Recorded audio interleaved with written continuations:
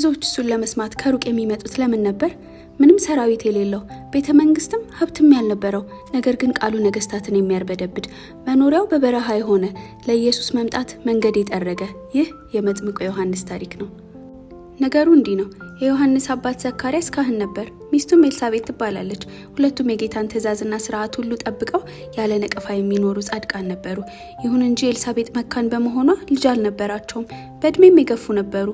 ልጅ ስለሌላቸውም በማህበረሰቡ ዘንድ ነቀፋ ቢኖርባቸውም ጽድቃቸውን ግን አልጣሉም ነበር። አንድ ቀን ዘካርያስ እንደ ልማዱ በምድቡ ተራ በእግዚአብሔር ፊት በክህነት በሚያገለግልበት ጊዜ ወደ ቤተ መቅደስ ገብቶ ለማጠን በዕጣ ተመረጠ። ዕጣው በሚታጠንበትም ጊዜ ህዝቡ ሁሉ በውጭ ሆኖ ይጸልይ ነበር። ዘካርያስም በቤተ መቅደስ ገብቶ እያጠነ እያለ ድንገት የጌታ መልአክ ከዕጣ መሰዊያው በስተቀኝ ቆሞ ታየው። ዘካርያስም ባየው ጊዜ ደነገጠ፣ በፍርሃትም ተዋጠ። መልአኩ ግን እንዲህ አለው፣ ዘካርያስ ሆይ አትፍራ፣ ጸሎትህ ተሰምቷል።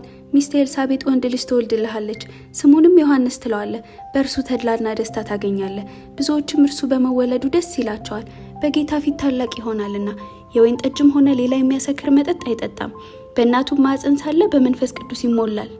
ከእስራኤልም ሰዎች ብዙዎቹን ወደ ጌታ ወደ አምላካቸው ይመልሳቸዋል።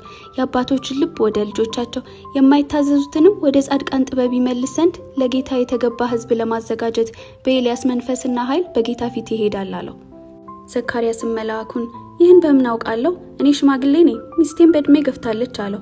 መልአኩም መልሶ እንዲህ አለው፣ እኔ በእግዚአብሔር ፊት የምቆመው ገብርኤል ነኝ። ይህን ነግርህና ይህን የምስራች አመጣልህ ዘንድ ተልኬያለሁ። እነሆ ጊዜውን ጠብቆ የሚፈጸመውን ቃሌን ስላላመንክ ይህም እስከሚፈጸምበት ጊዜ ድረስ ዲዳ ትሆናለህ፣ መናገርም አትችልም አለው። በዚህ ጊዜ ህዝቡ ዘካርያስ ከቤተ መቅደሱ ሳይወጣ ለምን እንደዘገየ በመገረም ይጠባበቁ ነበር። ከወጣ በኋላም ሊያናግራቸው አልቻለም። በምልክት ከመጥቀስ በስተቀር መናገር ባለመቻሉ በቤተ መቅደስ ውስጥ ራእይ እንዳየ ተገነዘቡ።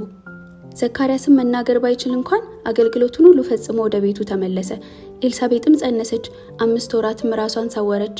እርሷም ጌታ በምህረቱ ነቀፌታዬን ከሰው መካከል ሊያስወግድልኝ ተመልክቶ በዚህ ጊዜ ይህን አድርጎልኛል አለች።